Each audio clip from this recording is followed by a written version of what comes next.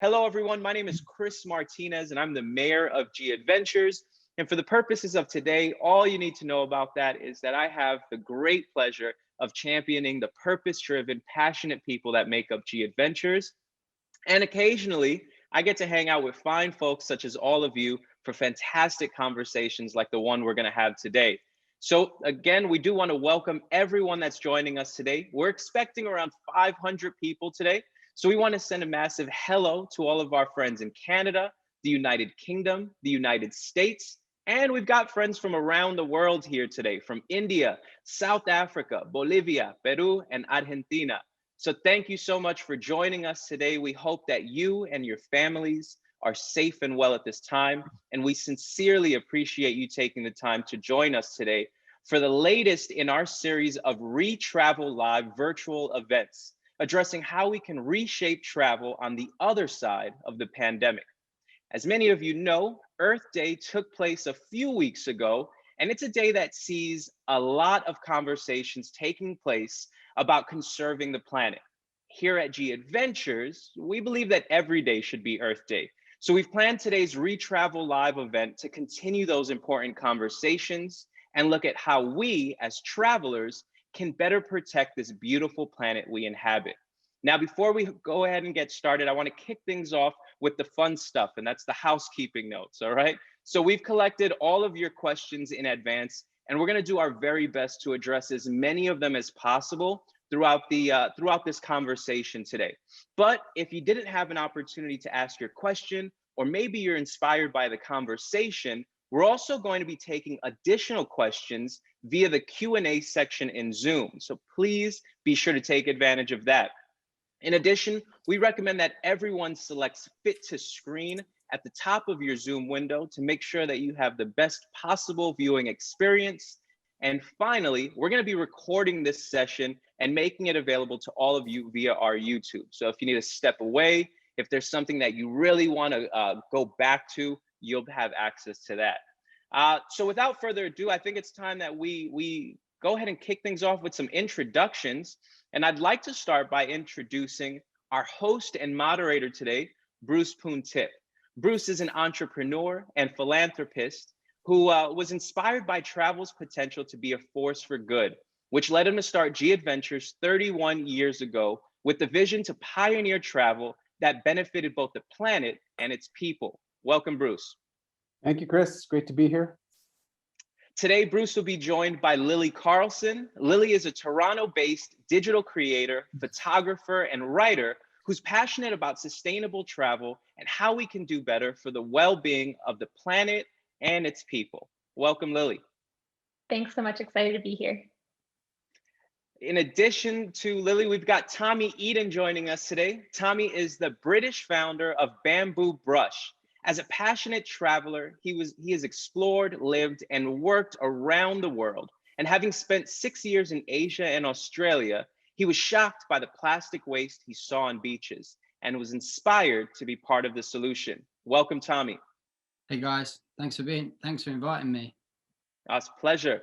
And last but most certainly not least, we've got Eva Osborne. Also based in Toronto, Eva Osborne joined the Weather Network as the Climate Change and Sustainability Editor in 2020. He's a National Geographic explorer and a fellow of both the Royal Canadian Geographical Society and the Explorers Club. Welcome, Neil. Okay, good afternoon, good morning, depending on where you are. And good evening and good night, everything in between. On that note, I'm going to pass it back to Bruce. I'm going to fade back into these mountains and we're going to get this conversation started. So welcome, everybody. Cheers, Chris. Thank you, Chris. Thank you for the intro and welcome, everybody. We still have people coming in, but welcome to this exciting conversation. And thank you all for my speakers today. Thank you for attending as well. So this was billed as, we believe Earth Day should be every day. Right? And we've got this broad umbrella of protecting the planet as our conversation. So we were kind of talking just beforehand, before we went live here, saying that how, this is such a huge conversation. So maybe we can just agree, what are the main topics of protecting the planet. What are we talking about today? I've kind of scribbled it down as, the delicate balance between people and wildlife. That's one part of protecting the planet. The growing issue of single-use plastics, the crisis of single-use plastic, that's another issue. Ocean health and the possibility of irreversible contamination of our oceans, and then climate change. So is there anything out of that we're missing that we should kind of just touch on today? Is out of those 4 things, what else? And given that we're also trying to keep a slant towards travel as well, anything that we should add to that? Anyone? I think you've summed them up pretty well, really. I think the only thing from my experience is how, and I guess it kind of encompasses all of those points, but it's how we can especially link into travel, is how we can boost the local economies of people around the world in lower socioeconomic areas without having a detrimental effect on the planet as well. So address like poverty alleviation. Yeah, and I think it's a really important one, especially when we're looking at travel. I think it's yeah, well, I completely agree 100%. I mean, that's a real focus with us at Gadventures. But and it's interesting, how you weave that into protecting the planet, which we've been saying for 30 years. That's a huge part of sustainability. But of course, our culture is leaned towards climate, and climate change is the main focus. But it's such a broad topic. Anyone else have anything to add before we kind of dive in? I feel like those are pretty good umbrella topics. Okay, good. So Bruce, protecting, yeah. I will interject. I've had my head in this space for 20 plus years now or so, and maybe one thing we can add is, as the stories ebb and flow in the news and the media, one thing that is consistent is how this affects us, right? How this affects humanity. And this has been a big mistake in the environmental movement, where we've forgotten what the faces of the movement look like, right? It's often been about plastic. It's often been about forest fires burning. It's often been about these topics that ebb and flow in the news and the media. The consistent thread is us, yet we're often left out of the conversation, So I might try to speak to the overarching narrative a bit more today too. And when you say that, Neil, do you mean like the survival of the human race? Or are you talking about mental health? Or are you talking about, like how protecting the planet and the impacts on us? It's an interesting angle. There's a really simple way to get into this conversation, because it is so complex and big, right? And I'm going to reference a paper by a friend and colleague, Graham Saul, and he started to pose these questions about past movements, right? So we can just do a quick test. When you think of the women's movement in the 60s and the 70s, what words come to mind? What are the words that quickly come to mind? Words like equality, words like equity, right? When you think about the anti-slavery movement, what words come to mind? Take a second, think about it. Maybe freedom, maybe human rights. Now conduct the same exercise about the environmental movement. If sustainability is our word, it doesn't resonate like those other words do, does it? So this isn't just a climate crisis. This is what, I've had my PhD hat on for the last year, so we can get a little dorky quite quickly. But in the eco-narratology realm, we think of this as a crisis of narrative. Like we're telling the wrong stories. All of the stories have the same tone, the same valence. This is a climate crisis, but it's also a crisis of narrative. And I think I did a bit of homework trying to prepare for this chat, and so looking forward to hearing what Lily and Tommie have to say, and yourself as well. The word sustainability in itself is requiring a shift in scope, right? Everyone's using it. So a realignment with what we're dealing with today. And I completely agree. Using, Bruce. I mean, I relearn, retravel. I think this forum you've started is just a fascinating way to get these conversations started. So I mean, I like the idea of how storytelling, stories are like roadmaps in our heads, right? You can't do something unless you've got that sort of blueprint in your mind. And so the stories we tell about sustainable tourism, the stories we tell about climate change, as superficial and sort of surface level as this sound, it really does matter, because we're not telling all of the right stories. It's not, there's not enough of the positive solution-based stories, which is why I was so thrilled to join everyone today. Excellent. And also on that, Neil, I think what you said earlier in regards to the messaging is wrong, in the fact that if you look back at the examples you just said, as in like the suffragettes and the women's movement, it was inequality, that they were the big phrases and keywords, but it really, with the environment focus, it is as well inequality, but in complete respect to humans, people and planet, there is an inequality. So yeah, it's that messaging is so important. Oh yeah, no, there's huge, equity is a huge issue on all in all of these topics. And that's probably another Retravel life. So let's just keep it focused. Let's stay where. So protecting the planet is a huge topic for many travelers. You know, everyone wants to protect the planet, but you know, it's difficult to know where to start when it comes to doing the right thing. You know, our audience today is a lot of travel sellers, travel agents, travel professionals, and a lot of travelers. And everyone wants to do something, but we want to kind of, you know, we want to supply good, reasonable advice. And we want to make sure it's simple. And this is such a complex kind of topic, right? So, what would each of you say is the biggest challenge facing our planet today, individually? After we've kind of said, highlighted these 4 things, I'll start with you, Lily. Sure.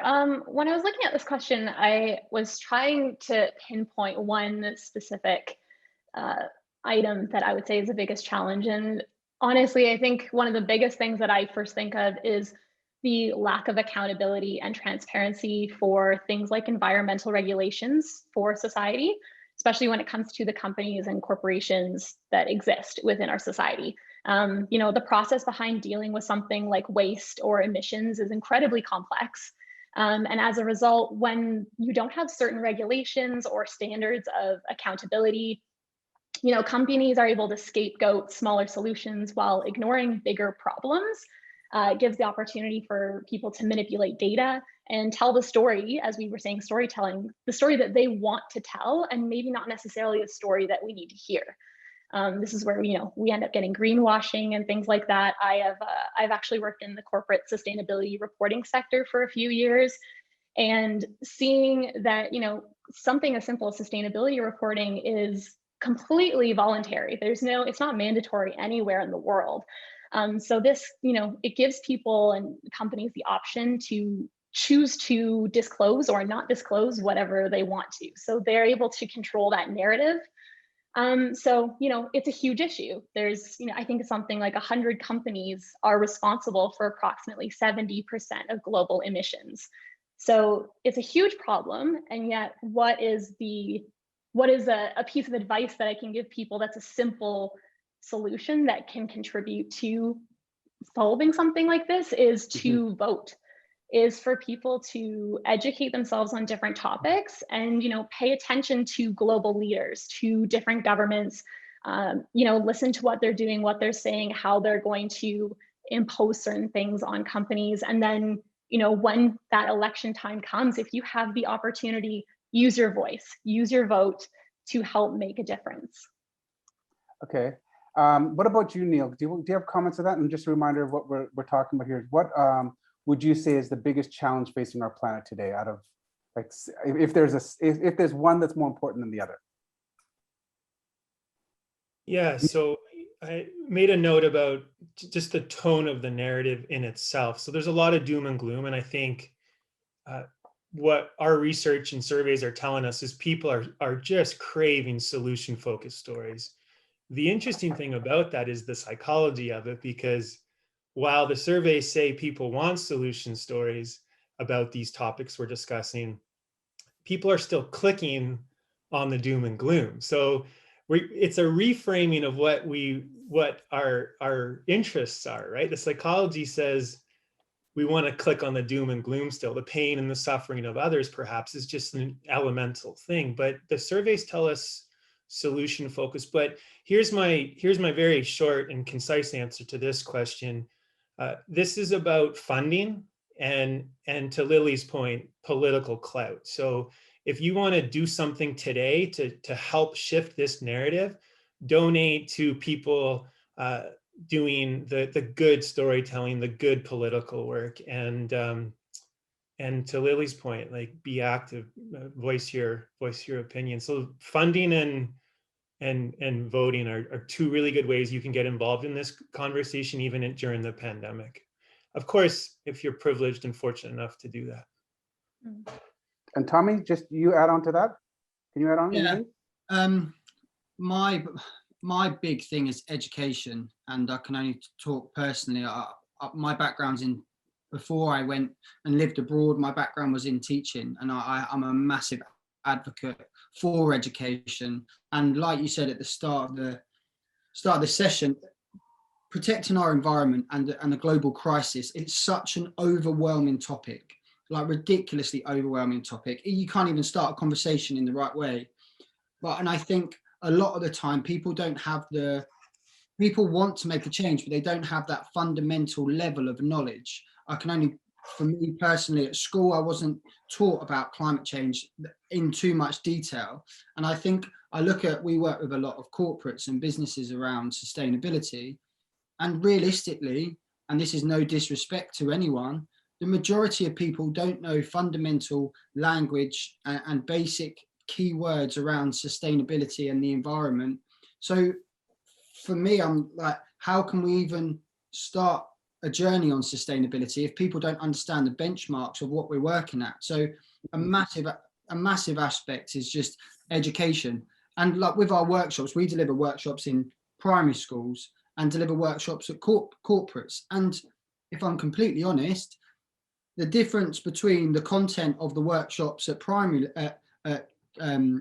kindergarten or whatever, elementary school, and within businesses, there's not much difference. Okay, maybe the children have got more animations, and the CEOs and the businesses have got more facts and figures, but the basic message around it is really simple. So I just think education's massive, and I think we are all very much eco-minded in this conversation, and possibly the people who are listening in now. And I think sometimes that we forget about the everyday person, and it's the everyday person that we need to educate and then inspire them to make a difference. And that's a massive passion for me. We go back. I don't have a background in environmental science or I'm not real expert in anything, but I pride myself on the fact that we're two everyday people trying to make a difference. And I think that potentially is extremely powerful in itself. So Great. Yeah, thanks for that. Now let's bring it down to travel, because this is a Retravel Live. We're very keen to hear your opinions on the travel side of it, because you guys are keen. You guys are keen travelers, and you love to travel. As part of your job as well as just personally. And so there's always a debate around travel and whether it can be truly sustainable. So let's bring it down to travel for a second. What are your views on benefits you see travel bringing when it comes to the planet and the environment? Let's start with you, Neil, this time. Yeah, as you're posing the question, I'm just thinking of all these moments I've had over the years, right? And that's what's just the beauty and the good fortune you have of this idea of travel. I mean, for me, in the late 1990s, I learned I could create a customized course at university. And in doing that, I ran off to Costa Rica and I was recording tropical frogs. So I was running through the jungles in Costa Rica looking for frogs. And here I am 20 years later telling this story. That's the value of travel. You have an awakening moment. I found my first tree frog with red eyes, and I get goosebumps thinking about it. 20 years later, we're still talking about it. That's what's so beautiful about travel. And I mean, these awakening moments have to happen.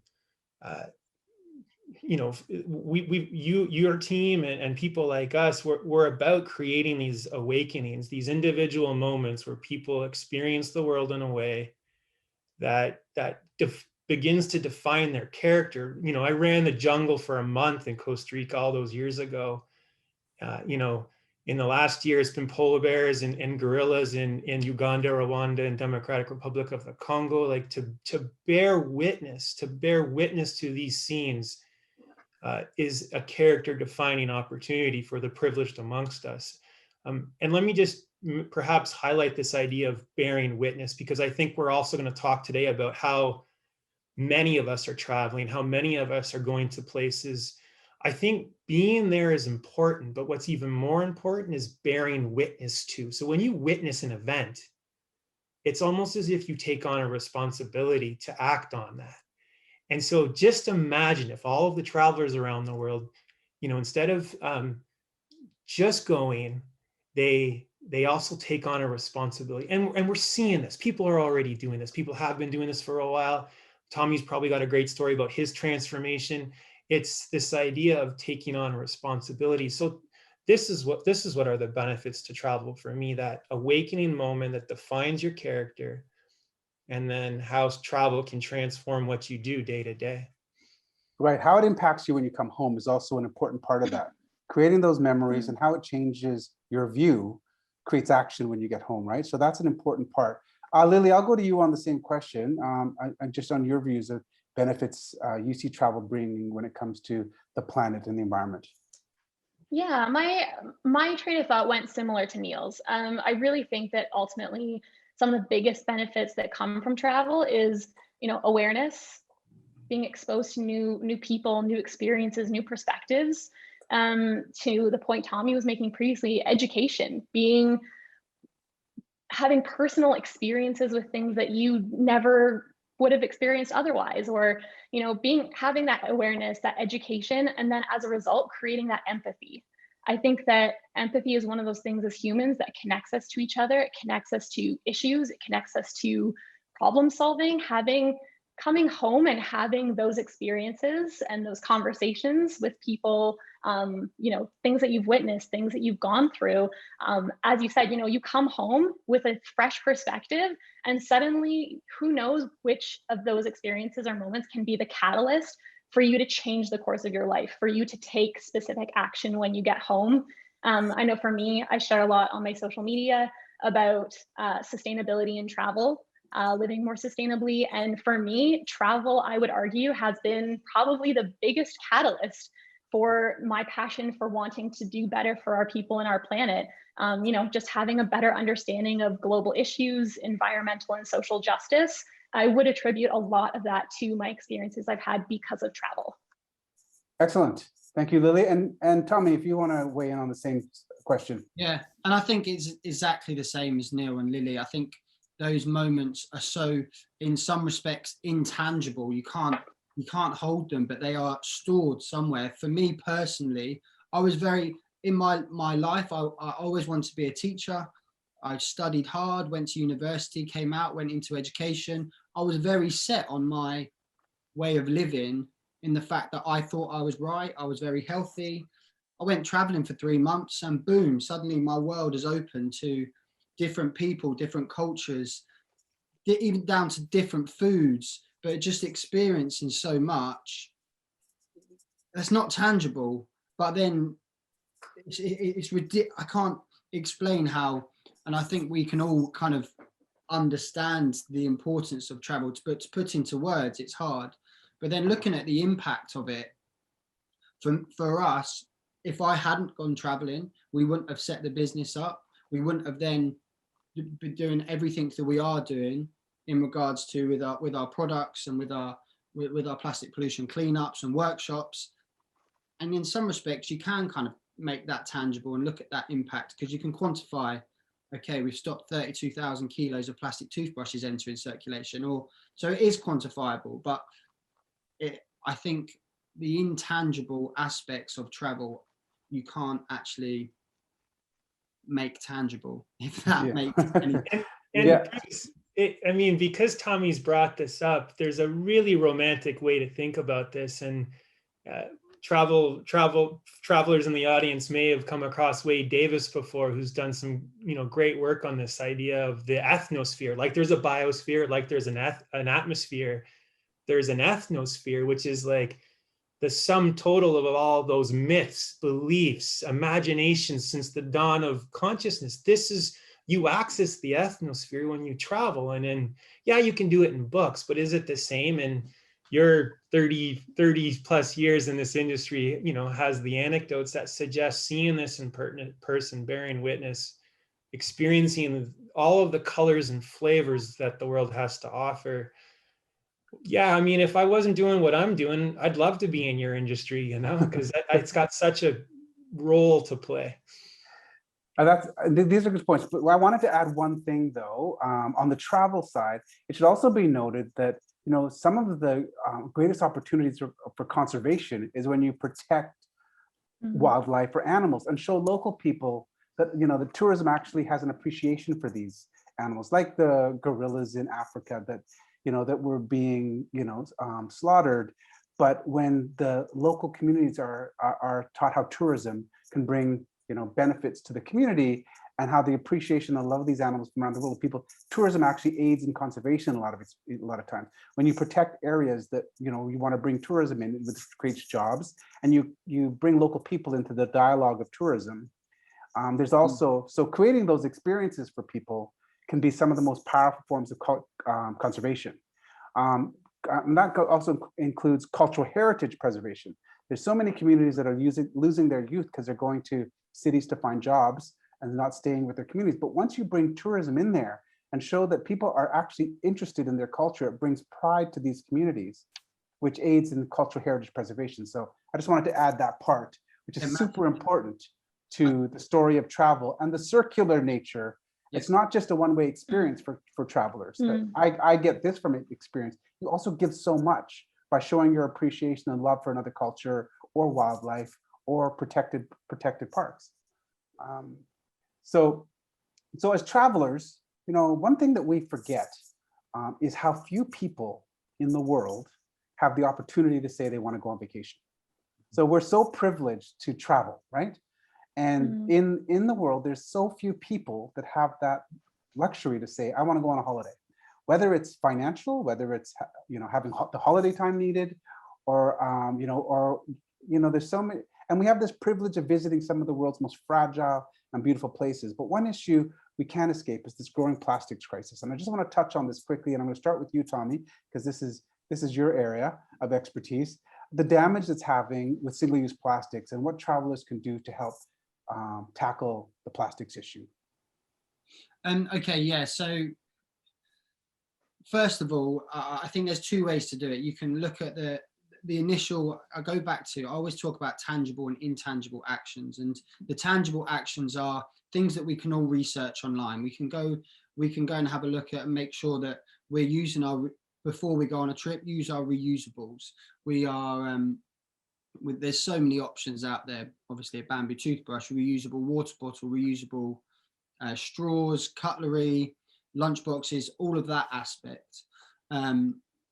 But I think a massive area that we need to address is when we are traveling. And unfortunately, a lot of the places that people travel and people want to travel are different cultures and different areas around the world. And I can only talk in regards to Africa and Asia from my own experiences, but unfortunately in these countries and in these areas and regions, there is a lot of single-use plastics that get used, mainly because of the fact financially a lot of the people in these communities can't buy bulk items or plastic. They're just, the education around plastics is not as abundant as it is in the West or wherever everyone on this call is. But I think as a traveler, we need to understand that we can say no to plastics, whether that's arriving at our hotel and saying no to the amenities that the hotels offer, whether that's going out and going to a local shop and they're giving you a plastic bag.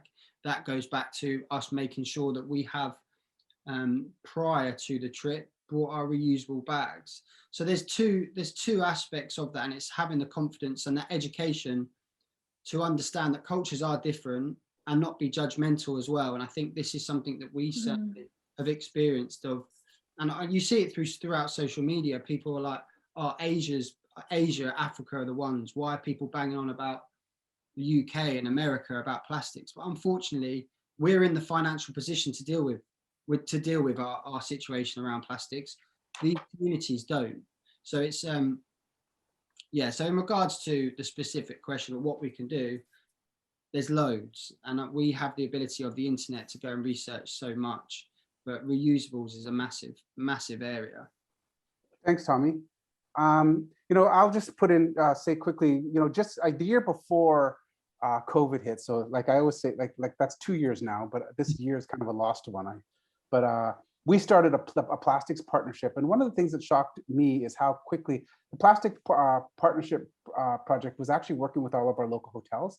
So we send tens of thousands of people to hotels, and we wanted them to be able, as part of our contracting, so we have to go to like literally thousands of hotels around the world and say, as part of the contract, we need water supplied in all of the reception areas, because we're going to encourage our travelers to bring water bottles and to get rid of used plastic, because there's so much water needed on trips, and buying water bottles along the way. I was amazed at you know, how quickly people wanted to jump on and take part in it, when we thought it was going to be a huge, heavy lift to get some, especially some smaller hotels. You know, we had 80% of hotels committed to providing clean drinking water almost immediately, and from that we went into you know, started looking into an Oceans Health Fund as part of our Planetaire project. And we'd never looked at that before, because poverty alleviation has always been kind of our thing. And like you mentioned, Tommie, we do think education is a big part as well. But Lily, just on this plastic, maybe you can just, you know, give your thoughts on the whole issue of plastics and traveling and single-use plastics, and you know, that impact that we have as travelers in other countries. Yeah, I think Tommie said a lot of it. I think I always kind of like to say, from an individual standpoint, I think when it comes to living more sustainably, you know, the important thing is that you do what you can, where you can, with what you have access to. And so that is going to look different for everybody. And so, like Tommie said, we can't put it on ourselves to judge other cultures or other people for what they are and are not doing. Something like bringing our own reusables, and it takes planning ahead, you know, looking into the country that you plan to visit to. What are you going to have access to there? What can you maybe do to change some of, you know, to reduce some of the plastic that you would otherwise be using, or single-use items you would otherwise be using? You know, so planning ahead and being educated on that, but then also, you know, doing what you can, where you can, when you can, kind of thing. And it goes to all aspects of life, by the way. I mean, I remember, you know, I have kids that are off to university soon, but I remember when they were kids and people would bring, you know, buy these huge plastic toys, and I would tell my kids, that's going to be on the planet longer than you. Just so you know, no matter what you do with it, you might only play with it this week, but that's going to be on the planet longer than you. So just being real about that. But let's move on. I'm going to start with you, Neil. You know, there's a recent documentary, Sea Piracy, has been quite controversial in its views on the ocean and what it can do for the planet. Have you? First of all, has everyone seen it? Did we check if everyone's seen it of the documentary? I don't want to put anyone on the spot. What are your thoughts on documentaries like this? Are they helpful or divisive? And maybe you can actually, since I'm calling you first, Neil, maybe you can just give also a little bit about you know, what the film's about. Yeah, so we're all on the same page. We're talking about Seaspiracy, the fairly popular streaming Netflix documentary. And yeah, Bruce, I must admit, I think I've watched it 3 times now. Like, I've started to dissect it, right? So why has this caused such a stir? And you know, first and foremost, it's rich, compelling, immersive visual storytelling. This is what we want to see in this environmental movement. And so that's why it's stirring. It's emotional, it's compelling, it's immersive. It takes you into this space. There's a novelty card that the doc plays as well. You know, we're hearing about a topic as the film references, that's not often discussed. This impact of industrial fishing and commercial fishing, and I like that it's engaged us in the conversation about it, and that's why these are so effective. And you know, when I interview folks for the work that I do at the Weather Network and with my PhD work, I've been speaking with folks at doing Netflix documentaries. And one of the common threads that comes out from these directors is this idea of reverse engineering what they're trying to get out of it. Like, it's that scientific. And so, you know, they've already thought 2 years in advance, what do we want the audience to be doing? And so I think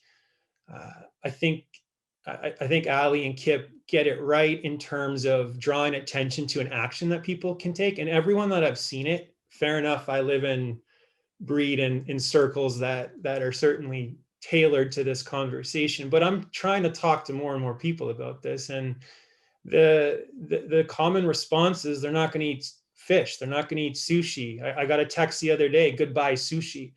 And here's where this becomes controversial, because that only lasts for 2 weeks. And then what happens, right?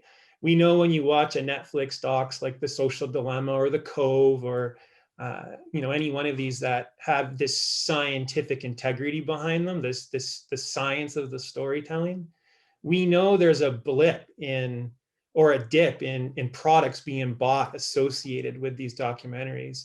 So what I think smarter people than me are posing, how do we extend that behavior pattern? How do we extend those actions to turn into creatures of habit, right? And so, yeah, stirring emotions, which is why I think it gets a check mark.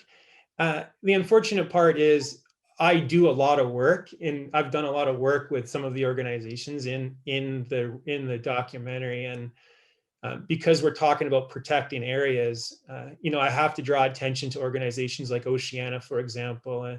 They are, you know, swimming our seas and protecting our seas. And so we have to acknowledge that conservation is not easy. It's not simple. And Ali and the team draw attention to that, but I think they could have pushed their boundaries a bit more to say, again, this is another great example of the tone I was mentioning. You don't hear the word hope until 1 hour and 26 minutes in. I could be wrong about that, but in prep for this call, I was like, when do we first hear something hopeful? Yeah. And maybe that wasn't his intent, but someone needs to have an intent to tell us the solution story that lasts an hour and a half, and then remind us that we only recycle 9% of the plastic. That's a significant, profound fact that we also have to recognize. So yeah, and because I've had my head in this space about how we can make climate change more emotional from an objective perspective, because we are journalists, I think the travel industry has an opportunity to think about you know, what language they're using and what resources they're drawing from. But Seaspiracy gets a check mark for me because of the emotional conversation it started. I just wish some of the facts were a little more positive. I think go ahead, Tommie. Sorry, Neil, to interrupt. Please go ahead. Going on from that, I think the one brilliant thing about it, well, firstly, we need to remember that it's entertainment. I mean, anything on social media and anything that goes viral is going to be entertaining in some respects, and it is media. But I think what they've done so brilliantly is that it's accessed so many, I'll go back to everyday people. There are so many people who would possibly never even thought about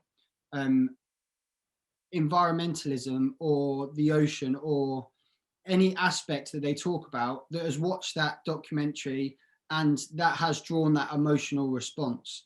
So if, I don't know how you'd study this, but I mean, from people watching that and seeing have they started on their sustainable journey, or have they made changes in their lives, that is massively impactful. And I can only comment on my group of friends in my small town. A lot aren't environmentally focused, but they've watched this documentary. They're now asking, what documentaries do I watch? What can we watch next? And obviously there's so many on Netflix. And also, once you've started watching Seaspiracy, the algorithm of Netflix brings up Kiss the Ground or A Plastic Ocean or all these other documentaries which are really, really important. So yes, it's very much entertainment based. A lot of the facts are not exploited, but they're whatever. That's not the right word, but I think it's just brought in a whole new crowd of people in regards to the environmental space, which is huge. And I think that's what we need to do more of. Yeah, I mean, widening the tent. I mean, the more people you can bring in the conversation, the better. Absolutely. So this brings up my next point, which is for you, Lily, and that's about social media.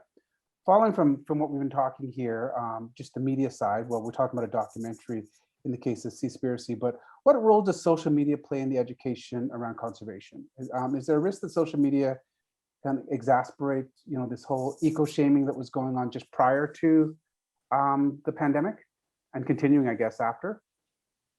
Yeah, I guess like even building off of the previous thought on the documentary, something that's important to think of is that controversy sparks conversation.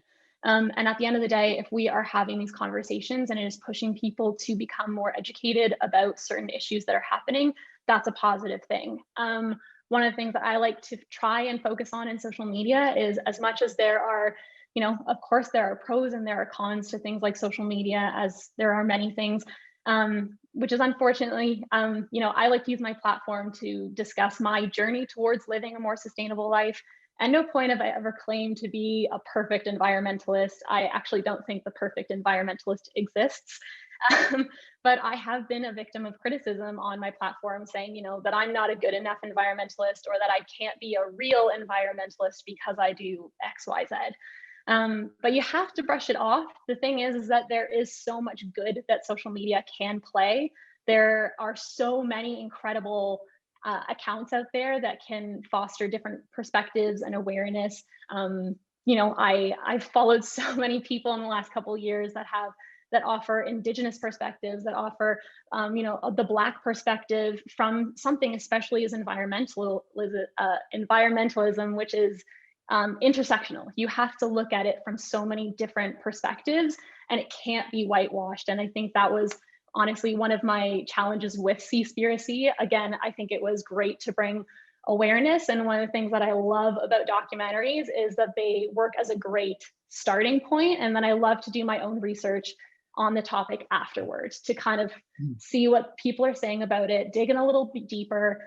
But again, right, I wish there was more diversity represented in that documentary, but social media, you can choose to create a wealth of resources for you to learn from. And I think that is such an important thing that comes from it, is building a learning network that's filled with diverse voices and perspectives. And I think that you ultimately can get that from social media, which is one of the many pros that come from something like this. Yeah, and leading on from that, Lily, I think it's exactly the same as what I briefly touched upon with Netflix. Once you're following these accounts that are focused around environmentalism, plastic solutions, conservation, the algorithm kicks in, and you're suddenly your explore page, you've got more diversity in options to follow around those specific subjects. So I think it's such an incredible tool to use. And realistically, everyone's using social media, so let's push people to use that, the consumption of social media. Okay, 100% of just nothing, of just photos of people on holiday or whatever it is, but can we use 20% of that time to educate ourselves around specific subjects, whether that's the environment or social injustice or whatever that is? That's really powerful. And also it's free marketing for a lot of positive businesses. It's such a fantastic tool, and especially around what we do with plastics are such a visual, there's so much visual content around plastic pollution that a few of our videos have gone viral and got hundreds of thousands of views on videos because they're such overwhelming images. If we can tap into that and spread that awareness, that's a really powerful tool. So it just needs to be used in the right manner. Excellent. So we have to shift gears here a bit. We got a lot of questions from in advance, people submitted, and there's a theme, and people want advice. When they come to these things, they want advice. I mean, we are talking about the issues, we're giving kind of a trying to be positive, but positive with a very serious issue. And so let's shift gears a bit and just talk about advice, because even the questions that are being asked today live, you can see people are saying, just tell me one thing I can do. Just tell me two things I can do. What can I do on the ground to, and so we find ourselves in this position often. So we should use this platform and this audience to kind of give some advice. So as travelers, it's essential that we educate, travelers, it's essential to educate ourselves around the problems and solution. But it's obviously, it's very hard for, people that aren't super users of this topic to cut through the noise. There's just so much noise, and you want to find out what matches your values, what's important to you. You can't be everything, and there's certain things that are important to everybody. Some people, wildlife protection is super huge. Some people it's poverty alleviation. Some people it's climate change, and I mean we might care about all of them, as an umbrella kind of issue of protecting the planet. But there's some that are obviously more important to some people. What would you recommend travelers to, where would you recommend travelers to go learn more about protecting the planet? If you're interested, maybe, you guys spend so much time researching this stuff. Can we give just some quick tips of where people can go to find out more about protecting the planet from where you get your information? Start with you, Neil. Okay, so where to go? I mean, you've kind of put me on the spot, to be honest. Okay. Go to you. go to what I write. Yeah, I mean, one of the reasons why I joined the panel today, because I have some criticism about sustainable tourism as well, but one of the reasons why I joined the panel today was because you're asking all of the right questions, Bruce, and you have been for a number of years now. And so, I went to a National Geographic Live talk a number of months ago now because of the pandemic. And I remember seeing marketing and advertising from Gadventures. And I said to myself, they're doing something different. So, I don't have one source. Like for the audience members interested in this question, I think you need to seek out what's the best fit for you, but start to support those sources that I think are blazing these new trails like Gadventures, where they're reframing, relearning, starting dialogue that's asking us to travel in a different way. Like for me, when I take on an assignment, for example, I'm often wondering about the habitat that's going to be protected. So this becomes a very personal endeavor for me as well. What I was particularly interested in how conservation was working in Uganda and Rwanda and DRC. And so that became part of the rationale for travel there. And so, as we all know, it's so personal. Bruce, I don't have a single place or even a list of places. I'm often just using people like yourself as a barometer to ask who are the leaders in this space. And I want to walk with the leaders in this space. So that's maybe a deflection, but that's my answer. Like, okay. who's pioneering, who's leading in this space? People like Tommie and your team, and who's leading in this space, and follow them. Okay, I mean that's very good advice. I mean, brand loyalty around companies that match your values. It's very, very critical to the sustainability movement. Being conscious buyers, consumers. Lily, what about you? Is there a source you can give someone? Because people say, like, where can I just go to learn more about protecting the planet? Yeah, I think, one thing that you were just saying was, doing your research to make sure that your values are aligned with, even with the tour operators that you're going with, the hotels that you're staying with. There's lots of research that you can do into there. Again, as I was saying earlier, I personally love documentaries. I think that they are a fantastic starting point if you just don't know where to start. A lot of us have access to streaming services now. Use them. There's some of my very favorite documentaries out there right now are A Life on Our Planet by David Attenborough. And that one offers a bit of hope at the end as well, with actionable things that we can do, which is, a little bit more optimistic than some of the doomsday stuff I think we're a little more used to. Chasing Coral is another really great one. If you guys are interested in really specific topics, look them up on social media. Again, something that's really accessible to us. If maybe you're interested in sustainable fashion or, sustainable cooking or whatever it is, there's so much out there. There's so many resources now. You just have to kind of start by researching the things that you're most passionate about and interested in, I think. Excellent advice. Tommie, you want to add to this?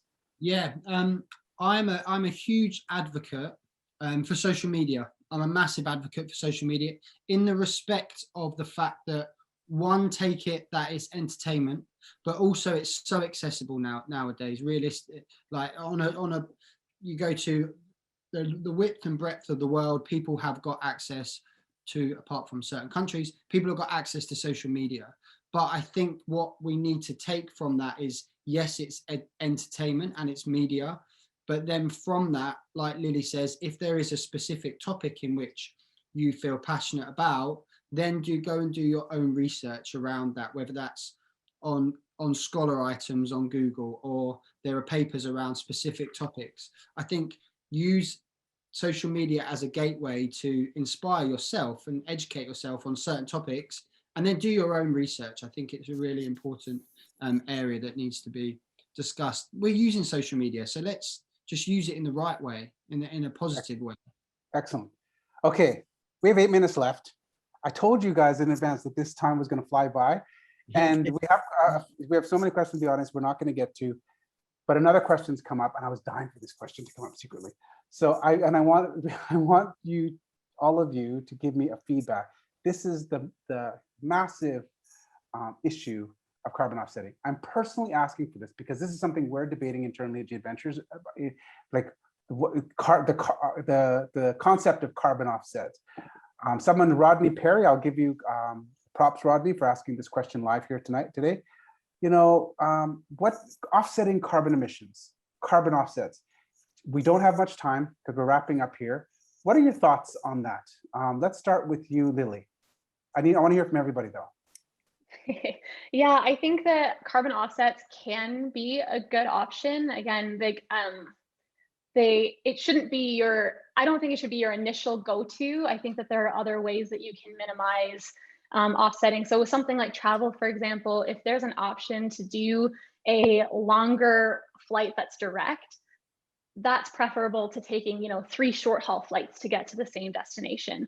Little things like that. I mean, carbon offsetting it's money. So, I mean, not everyone can necessarily afford it. You have to do your research to make sure that you are using a reputable company who's offering the offsets, but something really simple that you can also do to lessen your emissions when traveling is pack light. It sounds so simple, but my partner and I only travel carry-on. We never check bags, really. And something like that is, you're now thinking about it, it's you per person are traveling lighter. The lighter the plane, the less emissions it's going to emit. And that sounds very simple. It is, but there are multiple options. Lily, that is excellent advice. Very simple. Lily, bring your reusables, remove the packaging before you put them in your bags. Packing lighter makes a difference. I've got a fact around that, exactly what you said there, Lily. We do a lot of work in the airline industry, and we know that 1 gram over a year is around about $25,000 in cost of fuel for an airline. So if you think about packing light, and Neil's wrapping his head around the maths there, I can see. I've got this from an airline expert, but no, if you think about that, even to the point of going to the toilet, going for a wee before you fly, if you've got a flight of 300 people, if everyone goes to the toilet beforehand, over the year, that is a lot of fuel that we've reduced. Wow. So, yeah, I didn't know we were going here, but, but Neil, carbon offsets, carbon credits, this whole thing. What are your thoughts? I'm curious personally, but I'm sure, and someone's asked in the audience, so I'm asking this as an audience question. Yeah, and I'm going to be very concise here. It's a big topic. It's a Band-Aid solution, right? And we all know what that means. So this is a Band-Aid solution. However, what is also missing from this conversation is this very deliberate need to recognize transition, this idea of a transition. And so this is going to help us transition, which makes it part of the solution. So we just need to talk about it being a transitional strategy, and then it serves its purpose. And so I think Bruce, you know this from the research and what you've been doing, like the travel industry, the audience is telling you, they're going to be asking you, instead of walking into a hotel, they're not going to be asking if there's Wi-Fi. They're going to be asking, how are you doing this to make the world a better place, right? I'm convinced of that, because that's what our research tells us too. So 100%. for the wholesalers and the operators on the line in the audience today, be the first to start pioneering this. Tell them the password for the Wi-Fi, and then tell them the 3 things that your outfit's doing. And I guarantee you that the generations that are going to be traveling want to know that info. So it's a Band-Aid solution, but it's a transition solution. So that's a key word to think about. Let's pay attention to, this isn't going to be a switch. We're going to be using fossil fuels for a lot longer. It's just a transition step. And that's something to celebrate, because we need to transition as fast as we can. Excellent.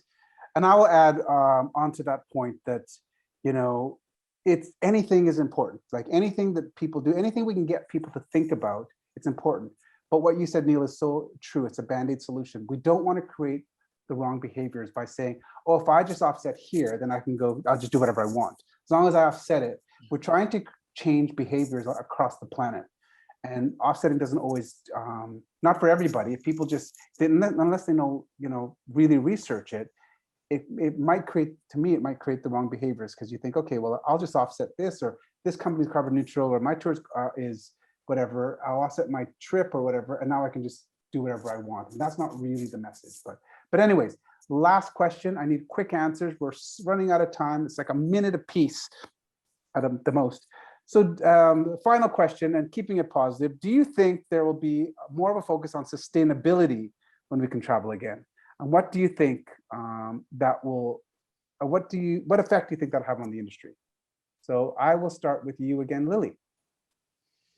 I absolutely think that sustainability is going to be a massive part of travel after the pandemic. I've already been talking to a few tourism boards about potential work post-pandemic with regards to promoting ecotourism. That's been really popular. I've also heard that some places might start limiting the amount of people that can visit a certain place within, a period of time. I know there's places that are already doing that. Petra, Jordan, one of them, Machu Picchu, Peru, another one of them. I think that is absolutely going to be a huge, huge piece of how we move forward, and how do we make sure that travel is for the good. How do we make sure that we give back to our communities, that we ensure the sustainability of not just our environment, our planet, but our people and our communities as well. Absolutely. And going on from that, if I may, yes. I think that there will be a big push in regards to longer vacations and longer holidays, and I think that's really important. I think I don't know about over in the States and Canada, but in Europe we have a massive culture of short stay, 2-day, 3-day weekends, and I think there will be I'm hoping that there'll be a push towards a longer stay, not only for the environment, but also going back to our first question around the importance of travel, people having that a deeper connection with that local community to understand a different culture and a different way of a different perspective on everything. I think it's really important that we push that message around for both, for the people and the planet. There are so many positives around longer stay, longer vacations, and a deeper messaging around the whole picture. Excellent. Tommie, Neil, honestly, the last thought here before we call Chris back. Again, do you think people there'll be more focus on sustainability on the other side of this pandemic? Yeah, so the 20-second version, it's not a choice. It's not a choice. It's not a choice. We have to be, right? That's what the pandemic has told us. And because I've only got 5 seconds left, I'll just quote a title of a book. Paul Hawken wrote this idea of restoring grace, justice, and beauty back to the world. This is what's been on top of everyone's mind. Tommie addressed it. Lily addressed it. This is all we hear in the news. Responding to climate change through looking at it through the lens of sustainability is going to give us a chance to address the inequalities, the injustices of the world. This is not about climate change. This is about us, and you and your team and your colleagues in this industry are going to have a significant role to play. So let's restore to Hawkins' point and the indigenous stewards who have come before us. Let's restore grace, justice, and beauty in the world. What a great way to finish this part. And we call back Chris. Chris, are you there? Thank you, everybody. Chris is going to pop back on. Hello, Chris. Hey, what an amazing conversation. I'm just going to wrap up with some notes real quick, but thank you all for joining us today. It was amazing. So again, thank you to everyone who has joined us today from all over the world for today's conversation.